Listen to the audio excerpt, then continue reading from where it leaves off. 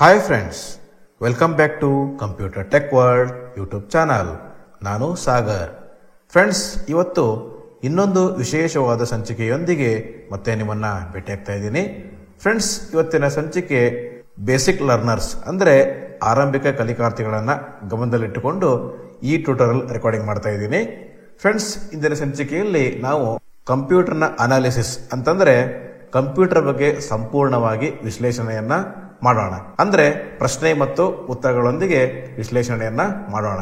Friends, ಈ ಪ್ರಶ್ನೆ ಮತ್ತು ಉತ್ತರಗಳು ಇಂಗ್ಲಿಷ್ ನಲ್ಲಿ ಇರೋದ್ರಿಂದ ನಾನು ಕನ್ನಡದಲ್ಲಿ ಟ್ರಾನ್ಸ್ಲೇಟ್ ಮಾಡಿ ನಿಮಗೆ ತಿಳಿಸ್ತೀನಿ. ಹಾಗೆ ಪ್ರತಿಯೊಂದು ಪ್ರಶ್ನೆ ಮತ್ತು ಉತ್ತರ ಜೊತೆಗೆ ಪ್ರತಿಯೊಂದು ವಿಚಾರಗಳನ್ನ ಸವಿಸ್ತಾರವಾಗಿ ತಿಳ್ಕೊಳ್ತಾ ಹೋಗೋಣ. ಸ್ನೇಹಿತರೆ, ಇದು ಮೊದಲನೇ ಭಾಗ. ಈ ಭಾಗದಲ್ಲಿ ನಾನು ಕೇವಲ 10 ಪ್ರಶ್ನೋತ್ತರಗಳನ್ನ ಕವರ್ ಮಾಡ್ತಾ ಇದ್ದೀನಿ. ಹಾಗಿದ್ರೆ ಬನ್ನಿ ಫ್ರೆಂಡ್ಸ್, ಇಂದಿನ ಸಂಚಿಕೆಯನ್ನ ಆರಂಭ ಮಾಡೋಣ. ಫ್ರೆಂಡ್ಸ್, ಮೊದಲನೇ ಪ್ರಶ್ನೆ ನೋಡೋಣ. What is the meaning of the word computer? Friends, ಮೊದಲನೇ ಪ್ರಶ್ನೆ, ಕಂಪ್ಯೂಟರ್ ಪದದ ಅರ್ಥವೇನು? ಓಕೆ, ಸೊ ಈಗ ನಾನು ನಿಮ್ಗೆ ಉತ್ತರನ ಓದಿಸಿ ತೋರಿಸ್ತೀನಿ. Answer: calculating machine or device. Friends, answer calculating device or machine ಅಂತ ಇದೆ. ಅಂದ್ರೆ ಗಣಕೀಕೃತ ಲೆಕ್ಕಾಚಾರಗಳನ್ನು ಮಾಡುವಂತ ಸಾಧನ. ಅಂದ್ರೆ ನಿಮ್ಗೆಲ್ಲ ಗೊತ್ತೇ ಇದೆ. ಉದಾಹರಣೆಗೆ plus minus into divide by ಅಂದ್ರೆ ಕೂಡೋದು, ಕಳೆಯೋದು, ಗುಣಿಸೋದು ಮತ್ತೆ ಭಾಗಿಸೋದು ಕಂಪ್ಯೂಟರ್ ನಮಗೆ ಲೆಕ್ಕಾಚಾರ ಮಾಡುತ್ತೆ.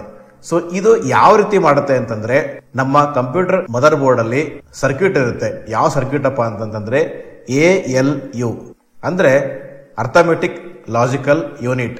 ಸೊ ಈ ಒಂದು ಹಾರ್ಡ್ವೇರ್ ಚಿಪ್ ಇರೋದ್ರಿಂದಾನೇ ನಮ್ಮ ಕಂಪ್ಯೂಟರ್ ನಮಗೆ ನಿಖರವಾದ ಲೆಕ್ಕಾಚಾರವನ್ನ ಮಾಡುತ್ತೆ. ಸೊ ಫ್ರೆಂಡ್ಸ್, ಇವಾಗ ಎರಡನೇ ಪ್ರಶ್ನೆ ನೋಡೋಣ. 2. What is the full form of computer? Friends, computer ಪದದ ವಿಸ್ತೃತ ರೂಪವೇನು? ಅಂದ್ರೆ COMPUTER.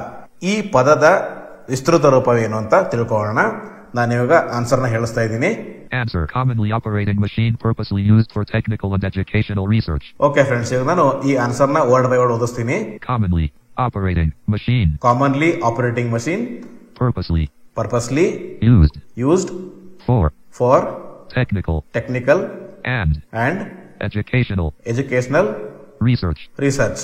ಅಂದ್ರೆ ಕಂಪ್ಯೂಟರ್ನ ನಾವು ಎಲ್ಲಾ ಕ್ಷೇತ್ರಗಳಲ್ಲಿ ಬಳಸ್ತಾ ಇದ್ದೀವಿ. ಈ ವಿಚಾರ ನಿಮ್ಗಾಗಲೇ ಗೊತ್ತೇ ಇದೆ. ಶಿಕ್ಷಣ ಕ್ಷೇತ್ರ, ಸರ್ಕಾರಿ ಕಚೇರಿಗಳು, ಹಾಗೆ ಮಾರ್ಕೆಟಿಂಗ್, ಸೇನೆ, ಪ್ರತಿಯೊಂದು ಕ್ಷೇತ್ರಗಳಲ್ಲೂ ನಾವು ಕಂಪ್ಯೂಟರ್ನ ಬಳಸ್ತಾ ಇದ್ದೀವಿ.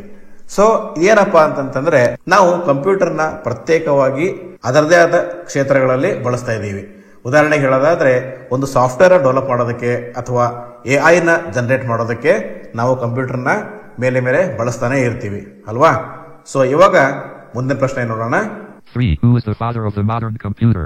ಫ್ರೆಂಡ್ಸ್, ಮೂರನೇ ಪ್ರಶ್ನೆ, ಕಂಪ್ಯೂಟರ್ನ ಪಿತಾಮಹ ಯಾರು ಅಂತ ಇದೆ. ನಾನು ಇವಾಗ ಆನ್ಸರ್ನ ಹೇಳಿಸ್ತಾ ಇದ್ದೀನಿ. Answer: Charles Babbage.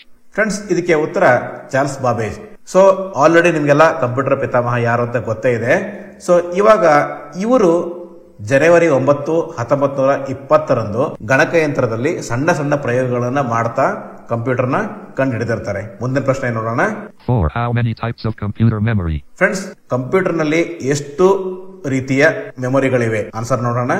Answer: computer memory is mainly of 2 types, primary and secondary. Friends, ಒಟ್ಟು ಕಂಪ್ಯೂಟರ್ ನಲ್ಲಿ 2 ರೀತಿ ಮೆಮೊರಿ ಬರುತ್ತೆ. ಒಂದನೇದು ಪ್ರೈಮರಿ, ಎರಡನೇದು ಸೆಕೆಂಡರಿ. ಅಂದ್ರೆ ಪ್ರಾಥಮಿಕ ಮತ್ತು ದ್ವಿತೀಯ ಅಂತ ಬರುತ್ತೆ. ಸೊ ಇಲ್ಲಿ ಏನಪ್ಪ ಪ್ರಾಥಮಿಕ ಮೆಮೊರಿ ಅಥವಾ ಪ್ರೈಮರಿ ಮೆಮೊರಿ ಅಂತಂದ್ರೆ, ನಿಮ್ಗೆಲ್ಲ ಗೊತ್ತೇ ಇದೆ. RAM ಅಂದ್ರೆ ರ್ಯಾಂಡಮ್ ಆಕ್ಸೆಸ್ ಮೆಮೊರಿ.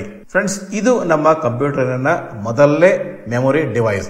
ಅಂದ್ರೆ ಉದಾಹರಣೆಗೆ ಹೇಳೋದಾದ್ರೆ, ಈಗ ನಾವು ನೋಟ್ ಪ್ಯಾಡ್, MS ವರ್ಡ್ ಅಥವಾ ಎಕ್ಸೆಲ್, ಪವರ್ ಪಾಯಿಂಟ್ ನ ಓಪನ್ ಮಾಡಿಕೊಂಡು ವರ್ಕ್ ಮಾಡ್ತಾ ಇರ್ತೀವಿ. ಅಂದ್ರೆ ಓಪನ್ ಮಾಡಿಕೊಂಡು ವರ್ಕ್ ಮಾಡೋ ತನಕ ಅದು RAM ಮೆಮೊರಿಯಲ್ಲಿ ಇರುತ್ತೆ. ಸೊ ಅದನ್ನ ನಾವು ಸೇವ್ ಮಾಡಿದ ತಕ್ಷಣ ಹಾರ್ಡ್ ಡಿಸ್ಕ್ ಹೋಗುತ್ತೆ. ಇನ್ನ ಎರಡನೇ ಮೆಮೊರಿ ಡಿವೈಸ್ ಯಾವ್ದಪ್ಪ ಅಂತಂದ್ರೆ ಹಾರ್ಡ್ ಡಿಸ್ಕ್. ಸೊ ನಾನು ಆಗಲೇ ಹೇಳಿದೆ, ನಾವು ಪವರ್ ಪಾಯಿಂಟ್, ಎಕ್ಸೆಲ್, ವರ್ಡ್ ಮತ್ತೆ ನೋಟ್ ಪ್ಯಾಡ್ ನ ಓಪನ್ ಮಾಡಿಕೊಂಡು ಟೈಪ್ ಮಾಡ್ತಾ ಇರ್ತೀವಿ. ಟೈಪ್ ಮಾಡುವಾಗ ಅದು ಪ್ರೈಮರಿ ಮೆಮೊರಿ ಅಂತಂದ್ರೆ RAM ಅಲ್ಲಿ ಇರುತ್ತೆ. ಸೇವ್ ಮಾಡಿದ ತಕ್ಷಣ ಹಾರ್ಡ್ ಡಿಸ್ಕ್ ಹೋಗುತ್ತೆ. ಅವಾಗ ಅದು ಸೆಕೆಂಡರಿ ಮೆಮೊರಿ ಆಗುತ್ತೆ. ಇನ್ನ ಸೆಕೆಂಡರಿ ಮೆಮೊರಿಯಲ್ಲಿ ನಿಮಗೆ ಹಾರ್ಡ್ ಡಿಸ್ಕ್, CD ಇವೆಲ್ಲ ಬರ್ತವೆ. ಸೊ ಇವಾಗ ಮುಂದಿನ ಪ್ರಶ್ನೆ ನೋಡೋಣ. 5. The brain of any computer system is? Friends, ಕಂಪ್ಯೂಟರ್ನ ಯಾವ ಭಾಗವನ್ನು ಕಂಪ್ಯೂಟರ್ ಮೆದುಳು ಅಂತ ಕರೀತಾರೆ? ಸೊ ಇದಕ್ಕೆ ಉತ್ತರ ಏನಪ್ಪಾ ಅಂತಂದ್ರೆ Answer: CPU. ಸೊ ಏನಪ್ಪಾ ಅಂತಂದ್ರೆ ಸೆಂಟ್ರಲ್ ಪ್ರೊಸೆಸಿಂಗ್ ಯೂನಿಟ್. ಈ ಒಂದು ಡಿವೈಸ್ ಅನ್ನ ನಾವು ಕಂಪ್ಯೂಟರ್ನ ಮೆದುಳು ಅಂತ ಕರಿತೀವಿ. ಯಾಕೆ ನಾವು ಕಂಪ್ಯೂಟರ್ ಮೆದುಳು ಅಂತ ಕರಿತೀವಿ ಅಂತಂದ್ರೆ, ನಾವು ನಮ್ಮ ಕಂಪ್ಯೂಟರ್ನ ಎಲ್ಲಾ ಡಿವೈಸ್ಗಳು, ಎಲ್ಲಾ ಇನ್ಪುಟ್ ಮತ್ತು ಔಟ್ಪುಟ್ ಡಿವೈಸ್ಗಳನ್ನ ಸಿಪಿಯುಗೆ ಕನೆಕ್ಟ್ ಮಾಡಿರ್ತೀವಿ. ಅದರಲ್ಲಿ ಮೌಸ್, ಕೀಬೋರ್ಡ್, ಸ್ಪೀಕರ್, ಹಾಗೆ ಸ್ಕ್ಯಾನರ್, ಪ್ರಿಂಟರ್ ಪ್ರತಿಯೊಂದನ್ನು ಕೂಡ ನಾವು ಇನ್ಪುಟ್ ಮತ್ತು ಔಟ್ಪುಟ್ ಡಿವೈಸ್ಗಳನ್ನ ಕಂಪ್ಯೂಟರ್ಗೆ ಕನೆಕ್ಟ್ ಮಾಡಿರ್ತೀವಿ. ಸೊ ಏನಾಗುತ್ತೆ ಅಂತಂದ್ರೆ, ನಾವು ಡೇಟಾನ ಇನ್ಪುಟ್ ಮಾಡಬಹುದು, ಔಟ್ಪುಟ್ ಮಾಡಬಹುದು. ಸೊ ಹಾಗಾಗಿ ಕಂಪ್ಯೂಟರ್ ಇರ್ತಕ್ಕಂಥ ಮದರ್ ಬೋರ್ಡ್ ಮತ್ತೆ ಹಾರ್ಡ್ ಡಿಸ್ಕ್ ಇವೇನಿದಾವಲ್ಲ, ಇವು ಡೇಟಾನ ಪ್ರೊಸೆಸ್ ಮಾಡಿ ಹಾರ್ಡ್ ಡಿಸ್ಕ್ಗೆ ಸ್ಟೋರ್ ಮಾಡೋದ್ರಿಂದ ನಾವು ಸಿಪಿಯುನ ಬ್ರೈನ್ ಆಫ್ ದಿ ಕಂಪ್ಯೂಟರ್ ಅಂತ ಕರಿತೀವಿ. ಸೊ ಮುಂದಿನ ಪ್ರಶ್ನೆ ನೋಡೋಣ. 6. Which company made the first hard disk? Friends, ಯಾವ ಕಂಪನಿ ಹಾರ್ಡ್ ಡಿಸ್ಕ್ ಅನ್ನೋದನ್ನ ಮೊದಲು ಕಂಡು ಹಿಡಿದ್ರು ಅಂತ ಪ್ರಶ್ನೆ. ಸೊ ಉತ್ತರ ನೋಡೋಣ. Answer: IBM. ಫ್ರೆಂಡ್ಸ್, IBM ಕಂಪನಿಯವರು ಮೊದಲು ಹಾರ್ಡ್ ಡಿಸ್ಕ್ ಅನ್ನ ಕಂಡು ಹಿಡಿದಿರ್ತಾರೆ. ಇವರು 1953ರಲ್ಲಿ ಹಾರ್ಡ್ ಡಿಸ್ಕ್ ನ ಕಂಡು ಹಿಡಿತಾರೆ. ಇಲ್ಲಿ IBM ಅಂದ್ರೆ ಇಂಟರ್ನ್ಯಾಷನಲ್ ಬಿಸಿನೆಸ್ ಮಷೀನ್. ಓಕೆ, ಮತ್ತೆ ಮುಂದಿನ ಪ್ರಶ್ನೆ ನೋಡೋಣ. 7. 1 KB equals? ಫ್ರೆಂಡ್ಸ್, 1 KB ಅಂತಂದ್ರೆ ಎಷ್ಟು ಅಂತ ಪ್ರಶ್ನೆ. ನೋಡೋಣ, ಇವಾಗ ನಾನು ಆನ್ಸರ್ ಹೇಳಿಸ್ತೀನಿ. Answer: 1024 byte. ನೋಡಿ ಫ್ರೆಂಡ್ಸ್, 1024 ಅಂದ್ರೆ 1024 ಬೈಟ್ ಅಂತಂದ್ರೆ 1 KB. ನೋಡಿ, ಇವಾಗ ಮೊದಲೇದೇನಪ್ಪ ಅಂತಂದ್ರೆ ಬೈಟ್, ಆಮೇಲೆ ಬಿಟ್, ಆಮೇಲೆ KB, ಆಮೇಲೆ MB, ಆಮೇಲೆ GB, ಆಮೇಲೆ TB. ಸೊ ಇದನ್ನ ಯಾವ ತರ ಲೆಕ್ಕಾಚಾರ ಹಾಕ್ತಾರೆ ಅಂತಂದ್ರೆ, ಮೊದಲೇದಾಗಿ 8 ಬೈಟ್ ಸೇರಿದ್ರೆ 1 ಬಿಟ್ ಆಗುತ್ತೆ.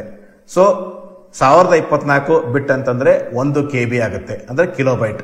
ಸೊ 1024 KB ಅಂತಂದ್ರೆ 1 MB ಅಂದ್ರೆ ಮೆಗಾಬೈಟ್. 1024 MB ಅಂತಂದ್ರೆ 1 GB ಅಂತಂದ್ರೆ ಗಿಗಾಬೈಟ್. 1024 GB ಅಂತಂದ್ರೆ 1 ಟೆಗಾಬೈಟ್ ಅಂದ್ರೆ TB. ಓಕೆ, ಮುಂದಿನ ಪ್ರಶ್ನೆ ನೋಡೋಣ.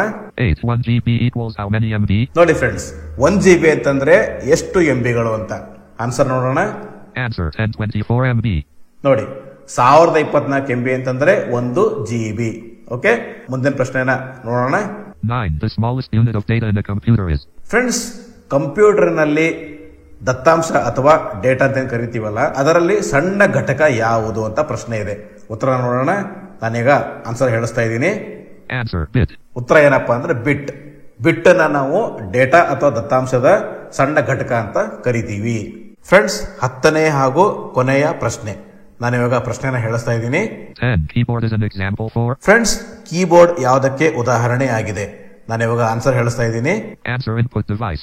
ಆನ್ಸರ್ ಏನಪ್ಪಾ ಅಂತಂದ್ರೆ ಇನ್ಪುಟ್ ಡಿವೈಸ್. ಸೊ ಆಲ್ರೆಡಿ ನಿಮ್ಗೆಲ್ಲ ಕೀಬೋರ್ಡ್ ಬಗ್ಗೆ ಗೊತ್ತೇ ಇದೆ. ಕೀಬೋರ್ಡ್ ನಲ್ಲಿ 2 ರೀತಿ ಇದೆ. ಒಂದೇದು ಏನಪ್ಪಾ ಅಂದ್ರೆ ನಾರ್ಮಲ್ ಕೀಬೋರ್ಡ್, ಇನ್ನೊಂದು ಮಲ್ಟಿಮೀಡಿಯಾ ಕೀಬೋರ್ಡ್. ಸಾಮಾನ್ಯವಾಗಿ ಕೀಬೋರ್ಡ್ ಅಲ್ಲಿ 104ರಿಂದ 112 ಕೀವರೆಗೂ ಇರ್ತವೆ. ಸೊ ಮಲ್ಟಿಮೀಡಿಯಾ ಕೀಬೋರ್ಡ್ ಆಗಿತ್ತು ಅಂತಂದ್ರೆ 110, 112 ಕೀಗಳು ಇರ್ತವೆ. ನಾರ್ಮಲ್ ಕೀಬೋರ್ಡ್ ಇದ್ರೆ 102ರಿಂದ 104 ಕೀಗಳು ಇರ್ತವೆ. ಸೊ ಕೀಬೋರ್ಡ್ ನ ನಾವು ಟೆಕ್ಸ್ಟ್ ಟೈಪ್ ಮಾಡೋದಕ್ಕೆ ಮತ್ತೆ ಫಾಸ್ಟ್ ಆಗಿ ನ್ಯಾವಿಗೇಟ್ ಮಾಡೋದಕ್ಕೆ ಉದಾಹರಣೆಗೆ ಹೇಳೋದಾದ್ರೆ ಆರೋ ಕೀಗಳು ಮತ್ತೆ ಟ್ಯಾಬ್ಗಳನ್ನ ಯೂಸ್ ಮಾಡಿಕೊಂಡು ನಾವು ನ್ಯಾವಿಗೇಟ್ ಮಾಡೋದಕ್ಕೆ ಕೀಬೋರ್ಡ್ ನ ಯೂಸ್ ಮಾಡ್ತೀವಿ. ಇದು ಕೂಡ ಕಂಪ್ಲೀಟ್ ಆಗಿ ಒಂದು ಇನ್ಪುಟ್ ಡಿವೈಸ್. ಸೊ ಫ್ರೆಂಡ್ಸ್, ಇದಾಗಿತ್ತು ಇವತ್ತಿನ ಒಂದು ಸಣ್ಣ ಪ್ರಯತ್ನ. ಈ ಟ್ಯೂಟೋರಿಯಲ್ ನಿಮಗೆ ಇಷ್ಟ ಆದರೆ ಲೈಕ್ ಮಾಡಿ, ನಿಮ್ಮ ಸ್ನೇಹಿತರೊಂದಿಗೆ ಶೇರ್ ಮಾಡ್ಕೊಳ್ಳಿ, ಹಾಗೆ ತಪ್ಪದೇ ನಮ್ಮ ಚಾನಲ್ ಅನ್ನ ಸಬ್ಸ್ಕ್ರೈಬ್ ಮಾಡ್ಕೊಳ್ಳಿ ಅಂತ ಕೇಳ್ಕೊಳ್ತಾ ಇಂದಿನ ಸಂಚಿಕೆಯನ್ನ ಇಲ್ಲಿಗೆ ಮುಗಿಸ್ತಾ ಇದ್ದೀನಿ. Thank you friends, thank you very much.